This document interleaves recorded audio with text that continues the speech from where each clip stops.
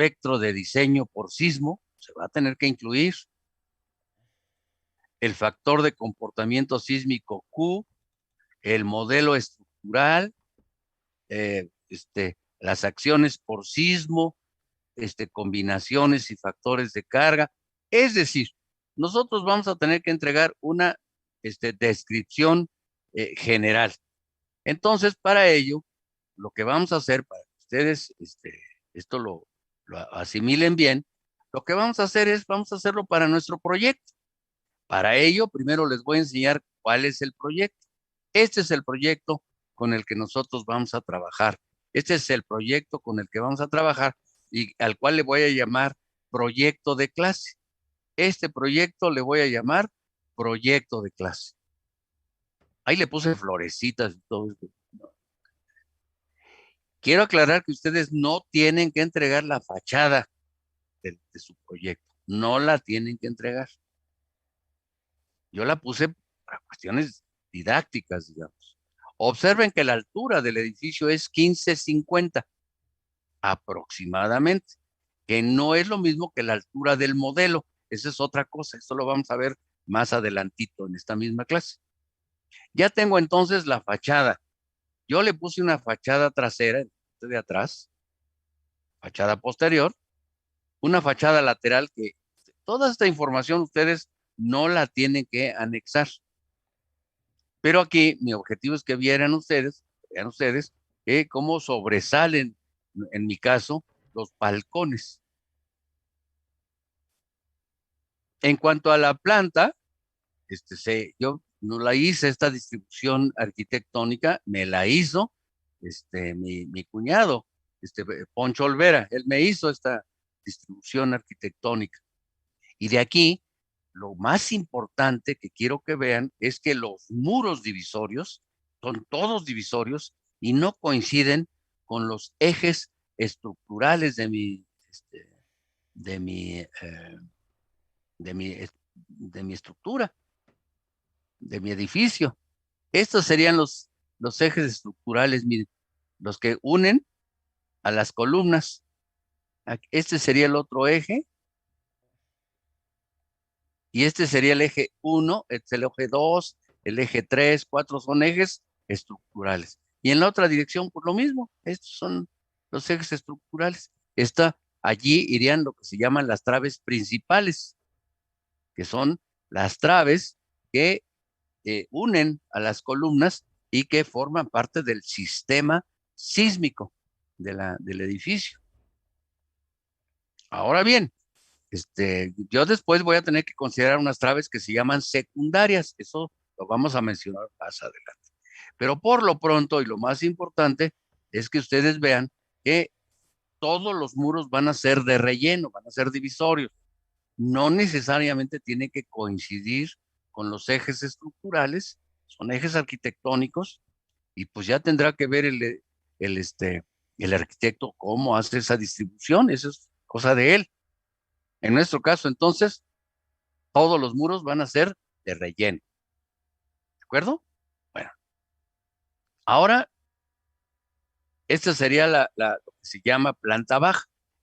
Estructuralmente, nosotros le llamamos primer entrepiso. Es el volumen que está en la parte de abajo de la construcción.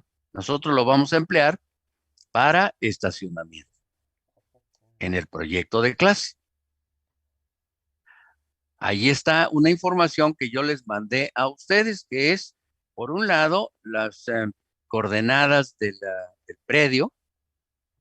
Les mandé la ubicación del edificio en el predio. Si se dan cuenta, el edificio va de lado a lado del predio y en consecuencia va a tener dos líneas de colindancia a ambos lados de la planta.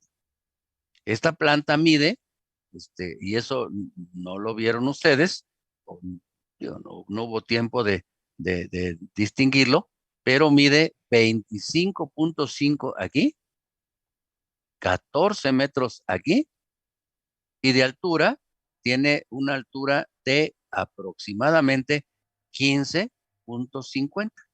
Una buena pregunta es, bueno, ese sería el proyecto en sí, pero la estructura, bueno, Para ello, acuérdense ustedes que llevaron su materia de análisis y su maestro de análisis, él consideraba que los edificios eran un conjunto de líneas, de rayas, a final de cuentas. Entonces, él no se preocupaba mucho, su maestro de análisis, en cuanto a esta distancia, a qué distancia correspondía ya en la construcción. En nuestro caso, yo les di como base esta altura. Es la altura entre el lecho bajo, del lecho inferior de la trave y el, y el piso terminado. Para la planta baja, que sería 3 metros en mi proyecto, y para las plantas superiores, que es 2.5 en mi proyecto. Pero eso no es esto. Esta altura que estoy ahorita marcando en una flecha, no es esto que yo les marqué. A lo que corresponde la altura de cada entrepiso en la estructura es la altura, la distancia entre eje y eje longitudinal de las traves y después al paño de la cimentación allá abajo. Entonces, la altura, desde un punto de vista estructural, es esta, miren.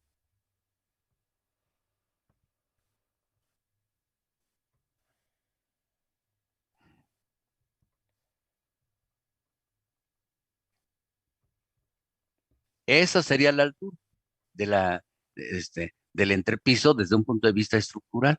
Si se dan cuenta, hay una diferencia entre la información que yo les mando, que es esta, y esta altura, que es con la que ustedes van a modelar su edificio en STAD. Si se dan cuenta, hay una diferencia. Y esa diferencia es tan sencilla como que hay que tomar en cuenta la geometría de la viga. Y ahí es donde cometen muchos errores. Entonces yo voy a estar una y otra vez recalcando sobre la manera de calcular esa distancia H1 y H2. Al final de cuentas no tiene mayor dificultad obtener esas distancias, pero ustedes se equivocan mucho. Pero una y otra vez les voy a estar diciendo cómo obtener esa distancia. Y una pregunta rápida.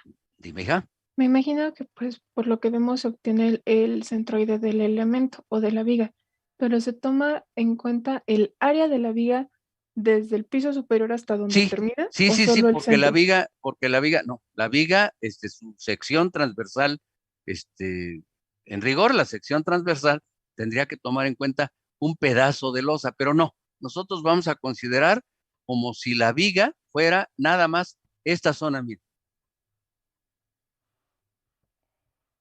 Entonces, para ubicar su centroide, sería esto, mira.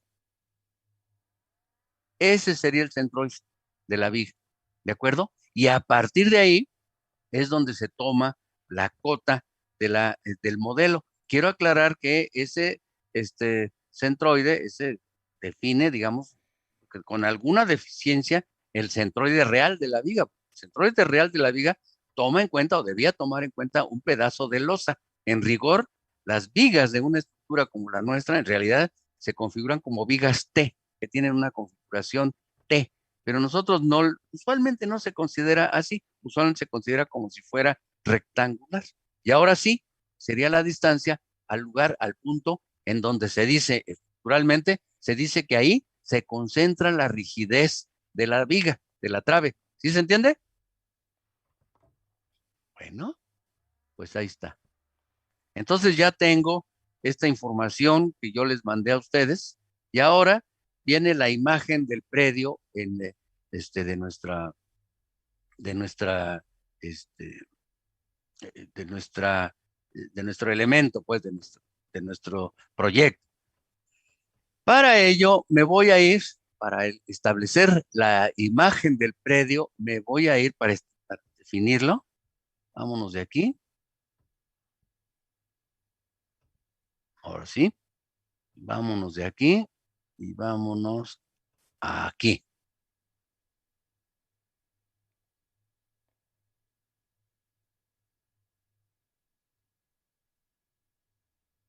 Ahí estoy. Y ahora voy a abrir Google Maps. Ahí está. Y entonces, ahora, voy a declarar las coordenadas de mi predio. Es 19.37.59.43, coma, espacio, menos 99.17.42.69. Esas son las coordenadas del predio donde yo tengo ubicado el proyecto de mi clase, el proyecto de la clase. Ahí está. Está aquí, miren, en la calle que se llama Patricio Sanz. Ahí está. Está en Patricio Sanz. ¿De acuerdo? Ahora, para ver el predio, yo traté de que todos sus edificios, todos sus proyectos estuvieran ubicados en predios, con predios baldíos, no que piensen que va a estar ahí un edificio, son predios baldíos. En mi caso, vamos a ver este predio. Ahí está, miren, ahí está el predio. Observen que está en la calle Patricio Sanz, del otro lado está la calle San Francisco, y si nos alejamos, está en la parte de arriba de la imagen, Miguel Laurent, y en la parte de abajo San Lorenzo. Pero no, yo lo que voy a tener que entregar es una imagen de este tipo, ¿de acuerdo? Una imagen de este tipo. Entonces, esta imagen, entonces no me vayan a entregar esto, por favor, que luego lo hacen. Dicen, ahí está la imagen del predio. Y yo les digo, ¿dónde está el predio? Pues aquí está, miren, ahí está, indicado. No, yo lo que quiero es una imagen del predio, ¿de acuerdo? Entonces, para ello, me voy a ir a déjenme ver, aquí está. Vamos a empezar a trabajar entonces con la descripción general del proyecto. Ahora sí, vamos a empezar a trabajar con esto. En esta descripción general, lo que se pretende es, dice ahí, pretende ofrecer al lector. ¿Quién es el lector del trabajo de ustedes? Pues en principio, ustedes mismos, pero después viene una persona que les va a supervisar el trabajo que se llama director responsable de obra, el DRO. El director responsable de obra es el que va a actuar, avalando, detectando pues, cualquier problema que pudiera haber y los va a ayudar a generar este proyecto. Va a actuar entonces como intermediario entre ustedes y el gobierno de la Ciudad de México en este caso. Ahora bien, cuando el edificio tiene características que lo hacen más importante, ya sea por la altura, por el tamaño, por el uso, por ejemplo, para una preparatoria, una universidad, entonces ya se va a tener que usar otro profesional que se llama corresponsable en seguridad estructural. E este, incluso si el edificio ya es muy, muy importante, por ejemplo, por su uso también o por su altura, entonces ya te tendrá que hacer un tercer profesionista que se llama auxiliar, un especialista auxiliar. O sea, el corresponsable en seguridad estructural a lo mejor no domina alguna característica que hace especialmente diferente el edificio. Entonces, en nuestro caso, este documento va a estar dedicado a estas personas y a ustedes mismos, por supuesto. Bueno, el proyecto, ¿cómo se llama? Bueno, en primer lugar, el nombre del proyecto va a llevar en principio el nombre que corresponde al domicilio. Por ejemplo, Revolución 500, solo 300. Pero puede darse el caso que el proyecto tenga un nombre específico, que lo haya asignado, por ejemplo, el arquitecto. Por ejemplo, proyecto Torre Mayor. Bueno, pues entonces se llamará el proyecto Torre Mayor. Se tendrá que establecer el domicilio del predio.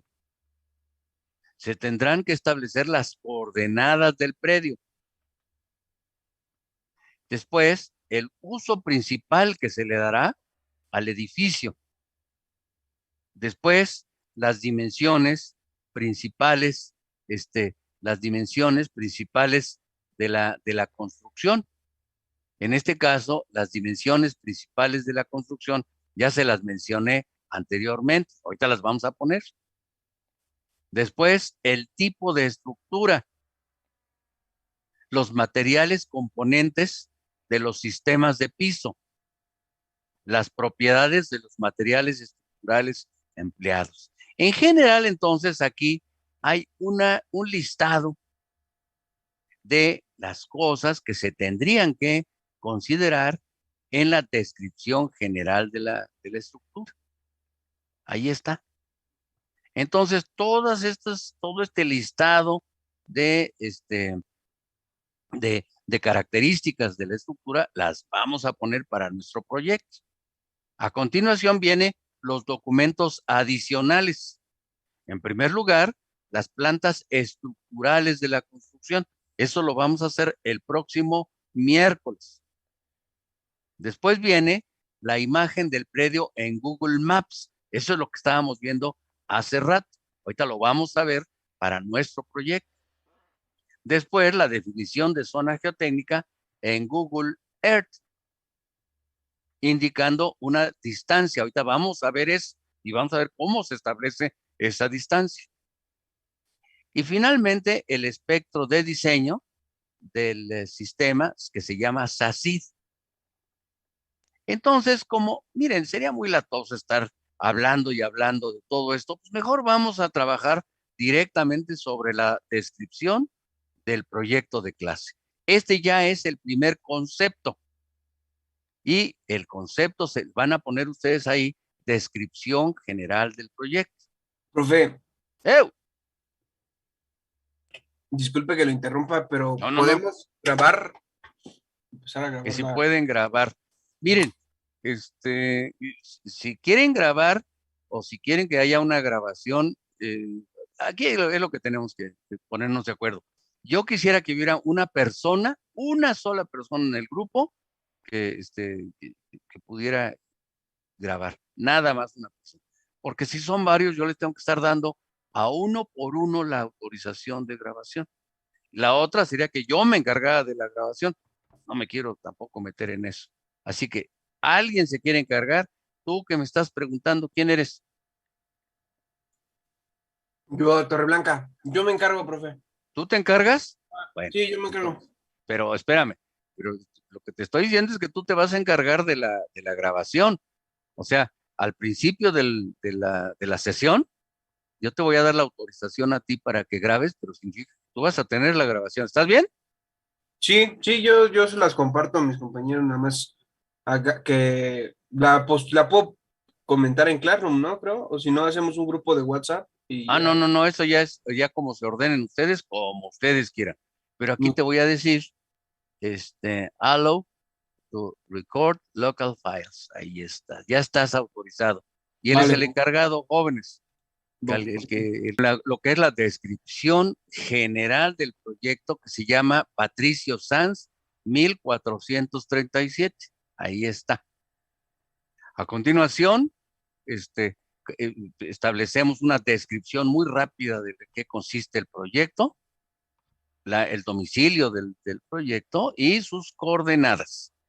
Además, las dimensiones principales, miren, ahí están abajo, el tipo de estructura, que en este caso es una estructura a base de traves y columnas de concreto reforzado, formando un sistema ortogonal, es decir, todos los ángulos valen 90 grados, tridimensional. Y dice, todos los muros serán de relleno. La cimentación estará formada por zapatas corridas, rigidizadas por contratraves. Y aquí merece esto que haga una observación. Miren, aquí hay o puede haber un pequeño problema. Resulta que ya en la práctica, este tipo de edificio puede ser empleado, pero puede darse el caso de que al hacer la revisión de los desplazamientos laterales debidos al sismo, puede darse el caso de que el desplazamiento dividido entre la altura del entrepiso, eso se llama distorsión, exceda algún valor reglamentario. Y entonces ahí, lo que nos está diciendo esa revisión es que hay que aumentar la rigidez de la estructura. La primera intención de todos ustedes es, bueno, pues, si hay que aumentar la rigidez de la estructura, hacemos más gorditas las columnas. Pero si las columnas ya tienen, por ejemplo, 50 por 50, a lo mejor van a quedar de 60 por 60 o 70 por 70, y el primero que va a protestar va a ser el arquitecto. ¿Se dan cuenta? Va a decir, óyeme, estás poniendo dimensiones gigantescas, pues no va a caber la gente del tamaño que tienen tus columnas. En consecuencia, lo que se hace en esos casos y lo que se está haciendo actualmente es insertar dentro de la estructura elementos de rigidez que se llaman diafragmas. Estos diafragmas son muros diafragma de concreto reforzados que se ubican en los lugares donde sea necesario, que no estorben excesivamente y que además generan una rigidez bastante grande. Le dan un aporte, digamos, adicional de rigidez a la estructura. Entonces, la estructura ya no es como la estamos nosotros considerando. Ya es una estructura esa estructura se llama dual. Así como los cambios de velocidad en los camiones, el dual, bueno, pues igual, aquí se llama dual esa estructura. Pero, bueno, ahora no es la última, no es la única solución. También podríamos poner nosotros contraventeos, amortiguadores, como en el caso de la Torre Mayor, que tiene unos amortiguadores gigantescos, o bien disipadores de energía a nivel de cimentación. O sea, hay muchas maneras de controlar el efecto del sismo, pero de cualquier manera, eso no está considerado en nuestro curso. Este curso es un curso en el que vamos a trabajar para el diseño de un edificio a base de traves y columnas. Y desgraciadamente se saldría del objetivo del curso una estructura dual, porque una estructura dual se dice que tiene dentro de su geometría, dentro de su estructuración, tiene lo que se llaman muros de cortante, así se les llama. La rigidez adicional que dan estos muros de cortante altera totalmente al modelo teórico, el modelo que ustedes van a hacer con STAR. En consecuencia, jóvenes, cuando si sale en su proyecto, si brinca en su proyecto, el no pasa, que significa que se exceden los desplazamientos sísmicos en algún entrepiso o en varios entrepisos, lo único que van a hacer ustedes es consignarlo. Van a poner abajo, se excede el desplazamiento, la distorsión reglamentaria en los entrepisos tal y tal, pero no van a hacer ninguna cosa más y van a seguir adelante, ¿de acuerdo? Porque lo de menos sería decirles, si sucede eso, pues aumenten el tamaño de las columnas. Pues no es una buena solución por lo que ya les comenté. Entonces, lo único que van a hacer es consignarlo. En nuestro caso, entonces, vamos a aceptar que la estructura está formada por traves y columnas. Y todos los muros van a ser de relleno. Abajo dice, los sistemas constructivos son para la azotea, losa maciza, y para los demás pisos, losa aligerada. Luego les voy a decir por qué consideré en la azotea losa maciza y en los pisos losa aligerada. Eso tiene una razón de ser, es una razón académica, pero eso lo vamos a ver después. Los materiales considerados, ahí están. Las acciones consideradas son cargas muertas, cargas vivas y como acción accidental solamente el efecto sísmico. Aquí hay que aclarar esto. Fíjense, si ustedes este edificio fuera un edificio, por ejemplo, fuera una estructura industrial en Acapulco, entonces ya cambia la cosa, porque tendrían ustedes que considerar cargas muertas, cargas vivas, el sismo, están en Acapulco, y además un vientos con su magnitud que corresponda a un huracán. ¿Se dan cuenta? Ahora, el sismo y el viento se consideran por separado valores de diseño. ¿Por qué? Pues porque se considera que en 50 años es la vida útil de la estructura, si se está considerando actualmente, es difícil. Hay una baja probabilidad de que sucedan simultáneamente el sismo con su valor de diseño y simultáneamente actúe el viento con su valor de diseño. Ahora, ¿puede suceder? Por supuesto que puede suceder, pero el periodo que se llama periodo de recurrencia de tal evento a lo mejor es cientos o miles de años, que en un momento dado esté temblando durante un huracán de esos de magnitud 5 en la escala esa que le llaman de Saffir-Simpson, y en ese momento empiece a temblar, pero no cualquier temblor, el temblor de diseño. Eso sería difícil, ¿no? Pues improbable que suceda en 50 años. En consecuencia, se tomarían en consideración carga viva más carga muerta como un efecto gravitacional. Por separado, carga muerta, carga viva y el sismo. Y por separado, carga muerta, carga viva y el viento. Son 3 eventos que pueden suceder, pero cada uno por su lado. ¿De acuerdo? Esa es la razón por la cual aquí en la descripción de las acciones le puse como acción accidental solamente el efecto sísmico. Luego, la reglamentación aplicada va a ser el reglamento de construcciones y sus normas técnicas complementarias. Muchos de ustedes se preguntarán, bueno, ¿qué pasa si el edificio está en Guadalajara o en Monterrey? Bueno, pues entonces tendrá que tomar otras, a la mejor, otra reglamentación, e incluso se acepta que se emplee alguna reglamentación, por ejemplo, norteamericana, el reglamento del ACI, del Instituto Americano del Concreto, pero en este caso se tendrá que mencionar aquí, nada más, y por supuesto usarla, emplearla para este proyecto. En nuestro caso, tenemos todo lo necesario para poder usar el reglamento de construcciones para el Distrito Federal y sus normas técnicas complementarias. Por cierto, todavía no cambia de nombre, todavía se llama reglamento de construcciones para el Distrito Federal. Los últimos cambios los hicieron en diciembre del 2019 y aún así todavía se sigue llamando reglamento de construcciones para el Distrito Federal. El análisis estructural será aplicado, aplicado será un análisis lineal elástico.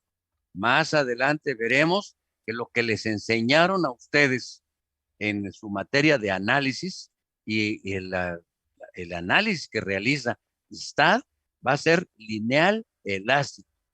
¿Esto es cierto en la realidad? Pues no forzosamente.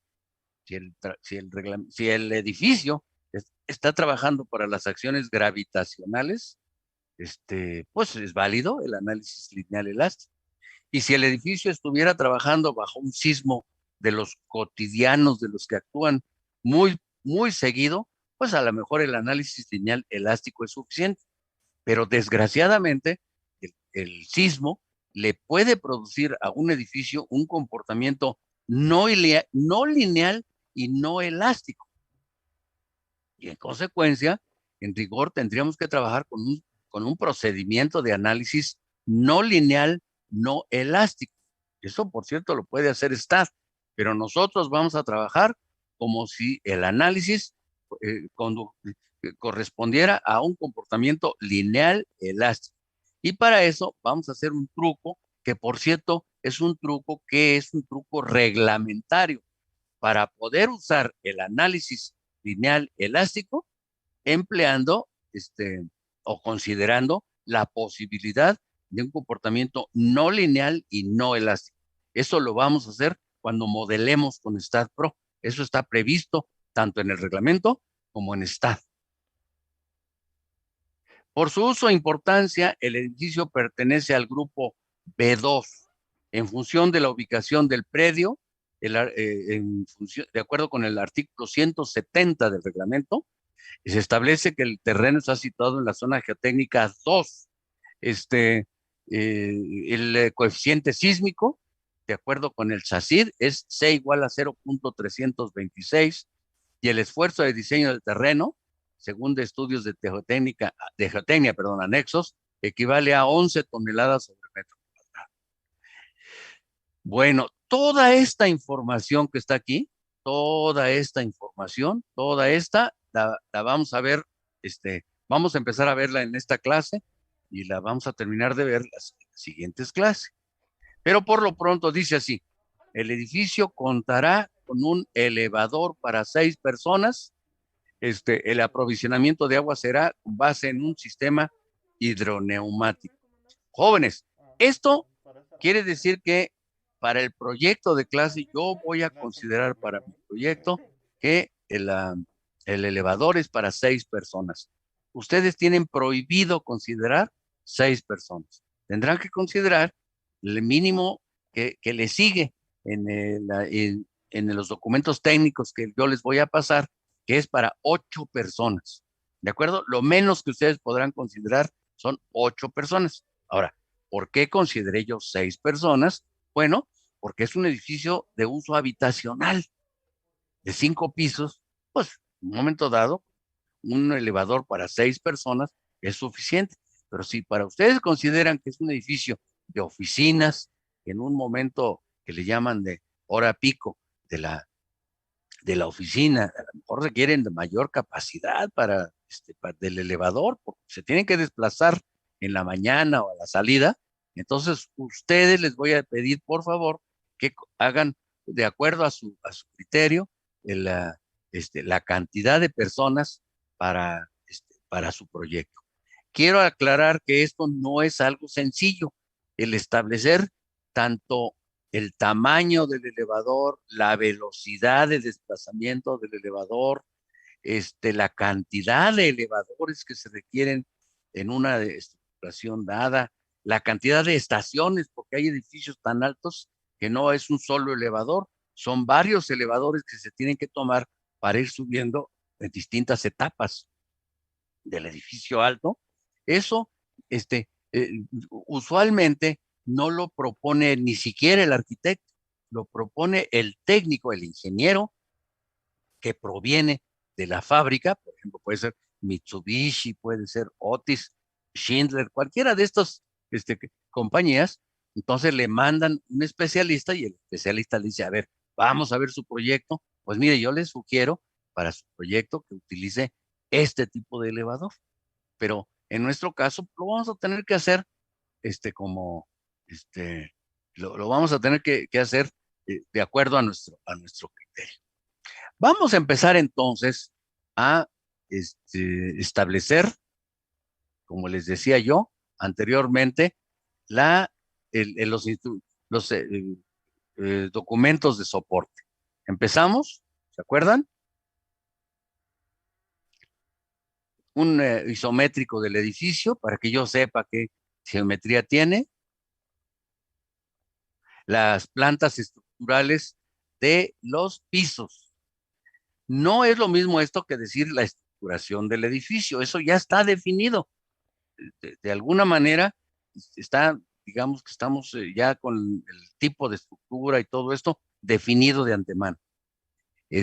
Lo que sí es que los pisos, la azotea y los pisos tienen una cierta estructuración. Esto no lo vamos a contemplar el día de hoy, eso lo vamos a contemplar la clase que viene.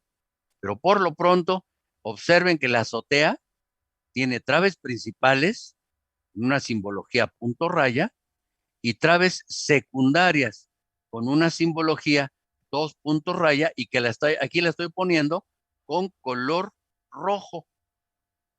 Estoy Profe, poniendo con color rojo. ¿Qué pasó? y ese eje A', que... Ese eje A' es el eje que va al borde del hueco del elevador. Allí incluso en este, en su proyecto les puse un asterisco. ¿Sí se acuerdan? Se los mencioné. Que esa distancia depende del tipo de elevador. ¿Sí se acuerdan? Se los mencioné. Que ahí hay una distancia que no está definida en el proyecto que yo les mandé a ustedes y depende del elevador. En mi caso vale 1.65, pero eso porque ya depende está en función del elevador que yo voy a considerar. ¿De acuerdo? A eso corresponde el eje A. Ok, Ahí está. En el gracias. caso de los pisos, observen que en la azotea, que estoy considerando losa maciza, hay traves secundarias, hay un montón de traves secundarias que son las de color rojo, 2 puntos raya. Ahora vámonos a los pisos. ¿Se dan cuenta?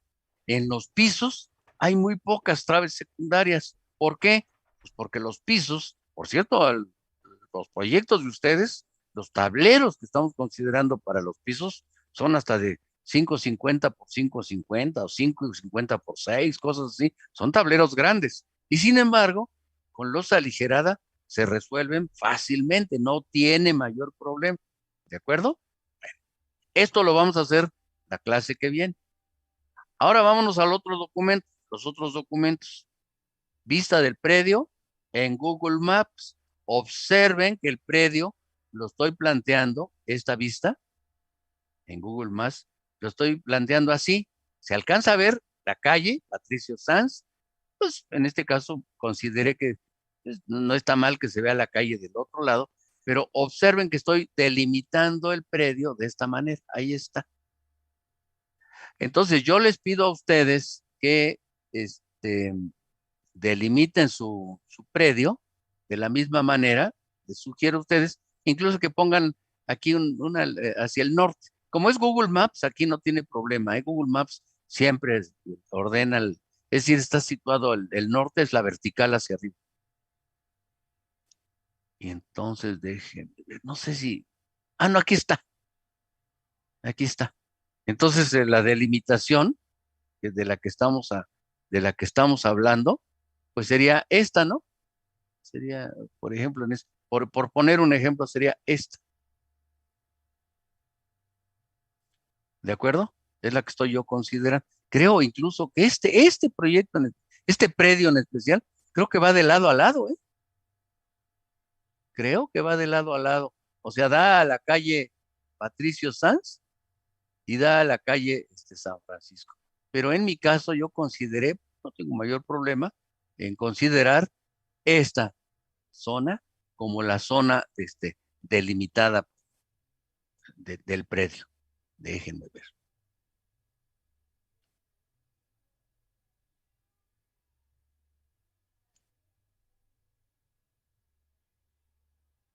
Aquí está. Sí, miren, yo nada más consideré esa zona como la zona delimitada del precio. Entonces, les decía yo, no me vayan a hacer esto, por favor, no me vayan a presentar eso, porque, pues, ¿qué es eso, no? Pues, ¿dónde está el predio? Pues ahí está. Pues no. Bueno, ese es uno de los documentos de soporte. Vamos a ver el otro. El otro documento de soporte es la ubicación geotécnica del predio. ¿Cómo se establece la ubicación geotécnica del predio? Es decir, ¿cómo sabemos que un predio está en la zona, en qué zona geotécnica? Bueno, para ello vamos a ver el reglamento en el artículo 170.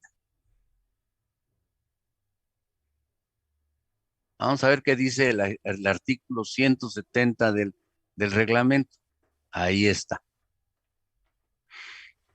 Ahí está. Esto es lo que dice el reglamento en el artículo 170. Ahí está. Dice así: para fines de este título, el Distrito Federal se divide en 3 zonas. La primera zona, hablando desde la zona más dura, la zona menos compresible, es la zona 1. Es la zona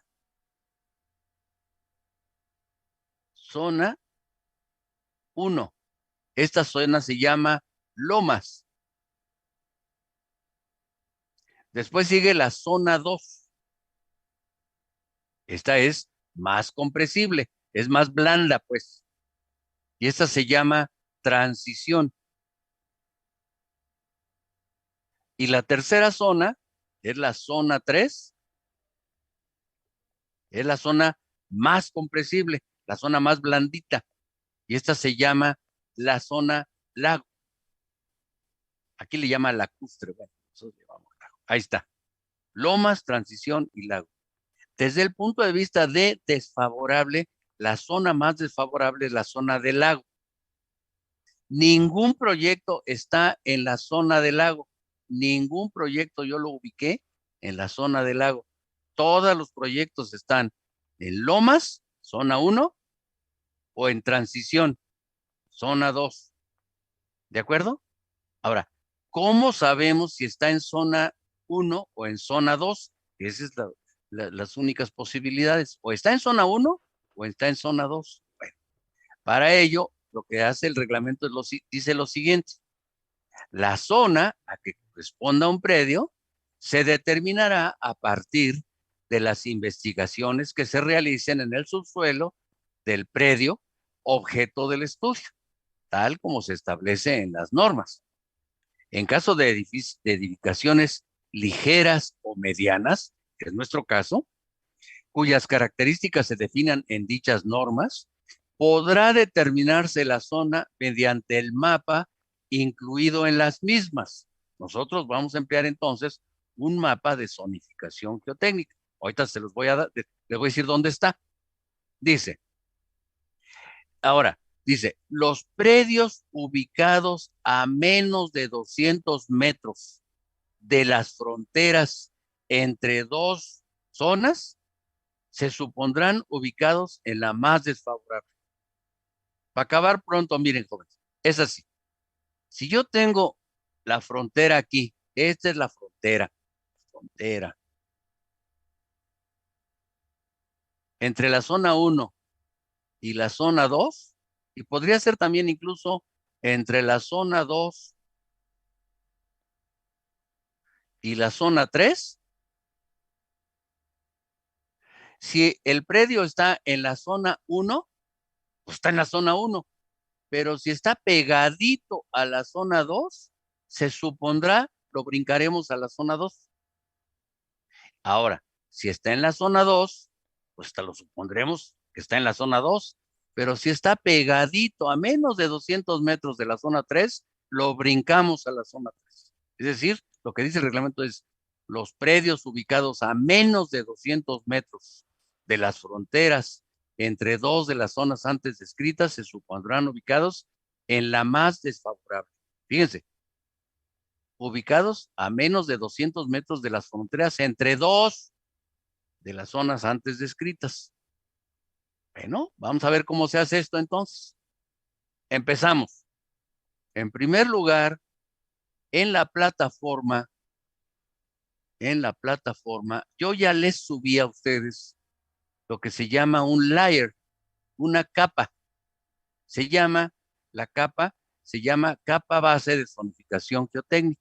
Esa se las di. Digo, ya se las subí a la plataforma. Ahí está. Ustedes lo que van a hacer es esta capa base, la van a insertar en Google Earth. Vamos a ver esa inserción. Vamos a ver, yo ya lo hice. Ustedes lo van a tener que hacer para su proyecto. Para eso,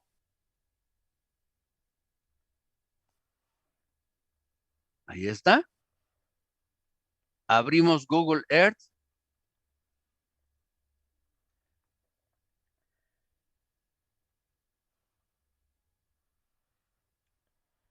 Y ahora vamos a declarar las coordenadas del predio. Es 19.37.59.43, espacio, menos 99.17.42.69. Ahí está ya. Ese es el predio. Pero el predio no nos dice de dónde está la zonificación geotécnica. Ah, pues por eso les mandé a ustedes, por eso les subí a la plataforma esa capa, ese layer. Y entonces, yo ya la tengo declarada esa capa, ya la tengo insertada en Google Earth, pero ahora la voy a activar. Aquí está, miren, la voy a activar. Ahí está. Y entonces, al activarla, ahora sí, observo que ahí se ven las tres zonas. Zona 1, aquí está, la zona 1 de Lomerío. Zona 2, transición. Y zona 3, lago. Ahí está. Ahora, les decía yo, si está en la en la zona 1, pues está en la zona 1, pero si está pegadita a la zona 2, la voy a tener que brincar al otro lado, a la zona más desfavorable. Si está en la zona 2, como en mi caso aquí, se ve claramente que está en la zona 2, pero si estuviera aquí, pegadita a la zona 3, la voy a tener que brincar a la zona 3. Ahora, ¿por qué es esta disposición? Ah, pues porque todos estos límites fueron establecidos con base en los sondeos que desarrollaron los miembros de la Sociedad Mexicana de Ingeniería Geotécnica. Entonces, todos los sondeos se reportan aquí y nos dan una indicación de zonificación, que es desgraciadamente, si fueran cientos de miles los sondeos, pues entonces sería muy fácil establecer estas, estas fronteras. Pero aún así, que fueran cientos de miles, siempre habría lugares en donde hay una incertidumbre, porque seguramente hay lugares donde hay pocos sondeos y en cambio hay lugares donde hay muchísimos sondeos. En consecuencia, para evitar el riesgo de que un terreno esté situado en un lugar con una zonificación aparente, en realidad es corresponde a una zona más desfavorable, es que se toma esta medida. Para ello, entonces lo que se hace es lo siguiente, fíjense, primero se ubica el predio, ahí está. Después, de este predio, la zona más desfavorable es la azul. Se usa entonces la herramienta que se llama regla y se establece la distancia entre el predio, la distancia mínima. No me vayan a tomar la distancia horizontal, se toma la distancia mínima al borde de la zona más desfavorable respecto a la zona 2. ¿De acuerdo? En este caso, la distancia que me queda es 1691 metros. Como 1691 metros es mayor, 1691 es mayor que 200 metros, ¿qué significa? Que el predio está en la zona en donde aparenta estar, que es la zona 2. El predio está en la zona 2. ¿De acuerdo? Si la distancia fuera menos de 200 metros, entonces nosotros lo brincaríamos a la zona 3. Por cierto, en este caso no hay ese caso, es decir, para nuestros proyectos no hay ese caso porque no consideré ningún proyecto ni en zona 3 ni muy pegadito a la zona 3. No me vayan a hacer esto, por favor. Algunos hacen esto que voy a hacer a continuación, es equivocado. Permítame, por favor. Hacen esto, miren, toman, por ejemplo, su predio está, su predio está en zona 1. Aquí, ahí está, la zona 1. Déjenme borrar esto. Ahí está. Y entonces lo que hacen es toman la distancia entre zona 1, aquí el predio,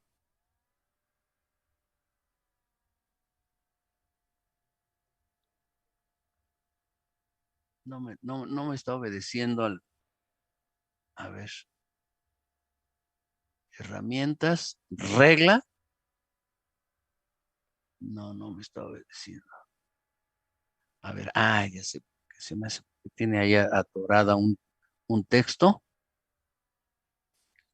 Ahora sí. Entonces, supongamos que está en zona 1. Y entonces lo que hacen es esto, miren, ponen regla y la toman desde aquí hasta acá. Eso no debe ser. La distancia que se debe tomar es predio, entre el predio, aquí está, en este caso sería entre este punto y el borde de la zona geotécnica desfavorables cercanas, ¿de acuerdo? No involucren 3 zonas ahí, son nada más 2 las que se involucran. ¿Sí quedó entendido lo que estoy diciendo? Porque sí cometen luego ese error. ¿Sí quedó claro de lo que estamos hablando? Sí, Sí, profesor. profe, sí queda claro. Perfecto. Bueno, Sí, por todo otro bien. lado, esta distancia es la distancia mínima, no me vayan a tomar distancias horizontales, es la distancia mínima. En nuestro caso es la distancia que hay entre el predio, este predio,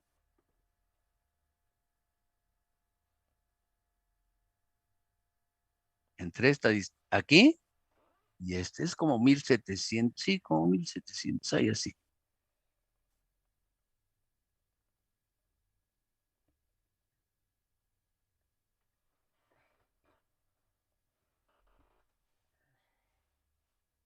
La distancia sería como 1700, algo así. El chiste está en que ya tengo establecida esa distancia. Ahora déjenme borrar esto, déjenme salir de aquí. Y esta distancia está aquí, donde dice ubicación geotécnica del predio, está en Google Earth. Ahí está, miren. Ah, por cierto, yo calculé 1749, está mal, pues, pero es más o menos sí 1700. ¿De acuerdo? Finalmente, ya para terminar esta sesión, tengo lo que es el coeficiente sísmico. Para ello, ya les subí a ustedes, aquí está, en la plataforma, ya les subí, déjenme ver, ¿dónde está?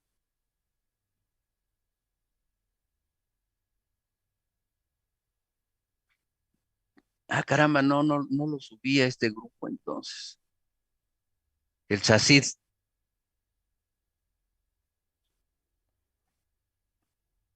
No lo subí en este salón, a este grupo no le subí la liga, a la Sociedad Mexicana de Ingeniería Geotécnica, al rato se lo subo. Entonces, para acceder al SACID, déjenme, creo que al otro grupo, sí, me da mucha pena porque eso no debe ser, pero bueno, creo que al otro grupo sí se lo subí. Sí, a ellos sí, fíjense. Híjole, bueno, luego se los.